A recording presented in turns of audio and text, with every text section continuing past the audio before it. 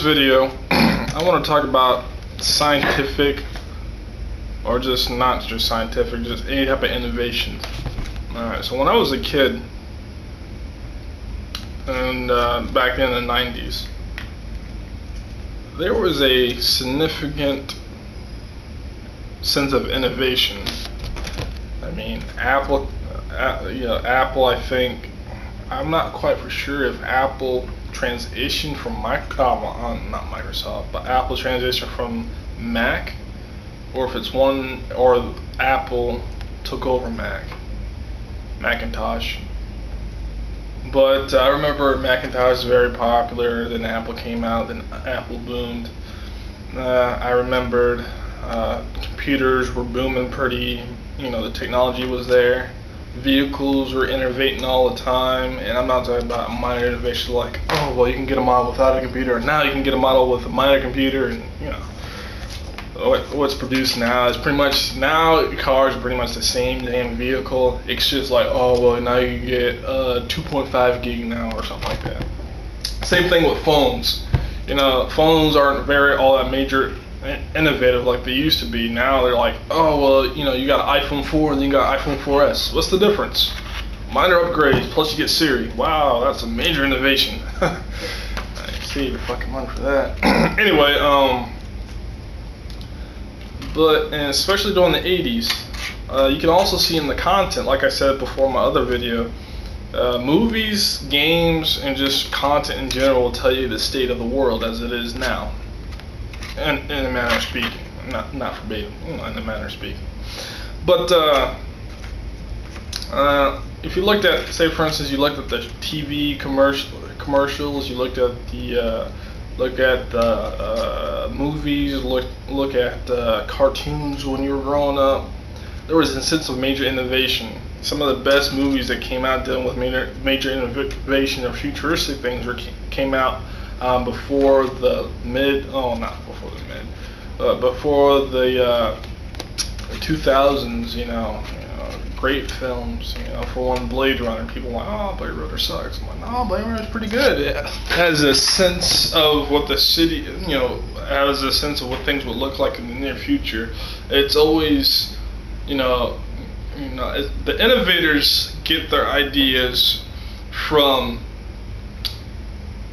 people who put their mindset in the near future. That's where the innovators get their ideas from. Or just thinking like a general corporations get outside. I'll get some help you.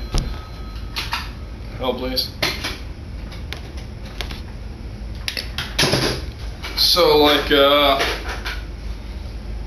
Blade Runner would be one, pretty good. Star Trek, Star Wars, all these very good films. Not the newer. I didn't really like the newer ones too much. They were just more of a CGI light show more so than anything else. But especially the old novelists and stuff like that back during those times, really had a futuristic sense of what the future could possibly be like. But after Y2K, all that shit subsided, like real quick in a hurry. I don't think people really realize that. And it's not just the literature; it's all the innovations kind of stopped, and they've just been reproducing the same shit, but just put smaller and smaller innovations into it. Nothing groundbreaking or anything like that. I mean, after 2000. Everything kind of just slowed down.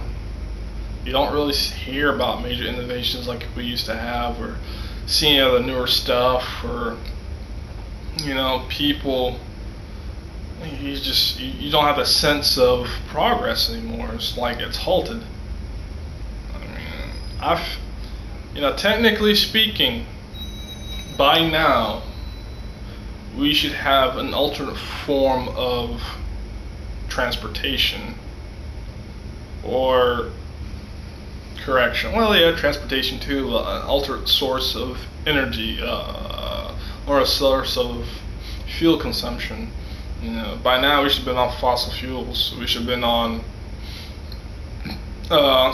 a solar fuel cells or something, solar cells or fuel cells or some type of renewable energy or inexhaustible energy or energy that doesn't exhaust as fast as fossil fuels. The reason why is because the major corporations don't want that. Say for instance we went to solar power, wind power, and water power, because you can make your you can make your vehicle run off water using hydropower. Like a lot of the if you think about it, you can, because hydrogen is also a type of a fuel source. But ethanol and all that good stuff, corn, And the reason why they want us dependent is because once you get to solar power, technically you're disconnected from the actual corporate network as it is now.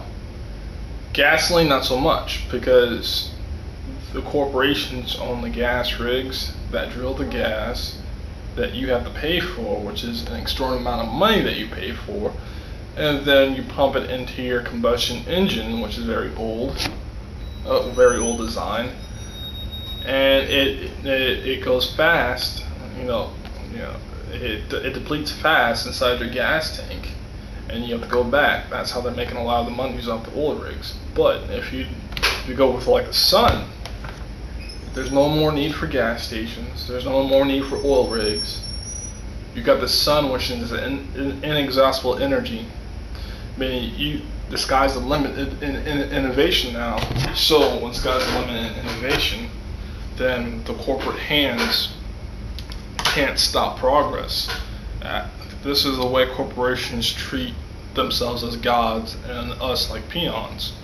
And that is because when they can control something, and that something can control your aspect of your daily living, then to them, it's mission accomplished, and they can rule over you like gods. Now, when you don't rely on these organizations to provide you with things, you become self-sufficient like we used to be. Then the skies, the innovations are limitless. You can do anything. So I think the main thing is once we tear down these corporate walls, once we tear down all these dependencies that we so-called have now, government dependencies, things like food stamps. If you think about it, the more you depend on government assistance like food stamps, and people are like, oh well, what's wrong with my damn food stamps? I have a whole bunch of kids. I understand that. But do you not know that they set this up so you would have to depend on because the more you depend on the government, the more they can rule your life, the more they can actually do what the fuck they want with you. It's like a credit card company. Hey, well, you use your money, we're gonna jack up the price on your bill, and then you have, then the more they jack it up with, late fees and all these other miscellaneous fees, the more they can take from you. So it is the same thing. And I'm wondering if people realize how much. Probably not, because they're so soaked up in this TV. TV's another matter though. TV's a very, very, very it's an innovative tool for your self-destruction if you think about it. Yeah, TV isn't like I said, it's innovative, but everything that's innovative for a natural good purpose can also turn around for a militaristic application, such as rockets. Rockets to visit extraterrestrial planets or terrestrial planets, or just send things up into space. Like satellites can also turn around and be used for missiles. That's a good example right there. Things were meant for non-aggressive means can be turned around to an aggressive mean, and when you use that in an aggressive application, its potential to be dangerous is exponentially multiplied. So I think my beef right now is the fact that I don't have my fucking hover car. I mean, where's my hover car at, man? I've been waiting for that since I was 10. Still don't got it yet. Kind of pissed off about that. Not only that, but where's my holographic technology? You know, should have had that all already, but we still don't. We're like, oh no, we don't need holographic technology. Let's go to HDTV. Really? Come on now. I mean, that's stupid. Where's my panelless, just simple glass touchscreen devices? You know, where's my where's my railgun that I've been looking forward to for a long time? Oh, the Navy has one, a gigantic one that can shoot out fucking matter at a very high speed and just use kinetic force to demolish things. But where's mine? I mean, why can I not have a railgun? It's not impossible. It's been theoretically proven. It's in the math. They just need to build a damn thing. But once you get, oh shit, Corporation Scooter Officer Helgerson, help you. Oh please.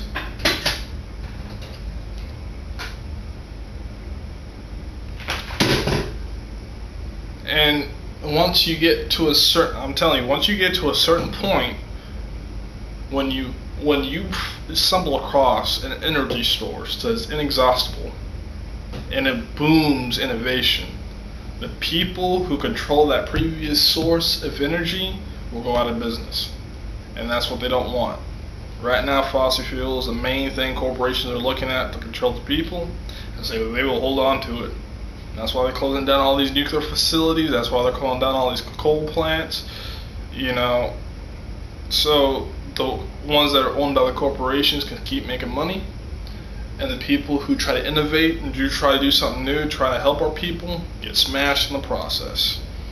And we don't see any change. That's why we've been stagnant since the 2000s. No major innovation, because fucking corporate politics. They don't want change. They want to keep soaking up all that money. So it's the people, we gotta pay for it. I mean, I feel weighted down, man. I feel like I should be in space or something. You know, I feel the desire to explore, but what can we explore right now? I mean, the world's on the verge of a major epidemic event as far as war or sickness or something like that. There's shit going on all the time. I mean, I guess we can explore the deep seas, but I mean, Jesus. I'm just sick and tired of getting pissed on, you know? Alright, I'm done.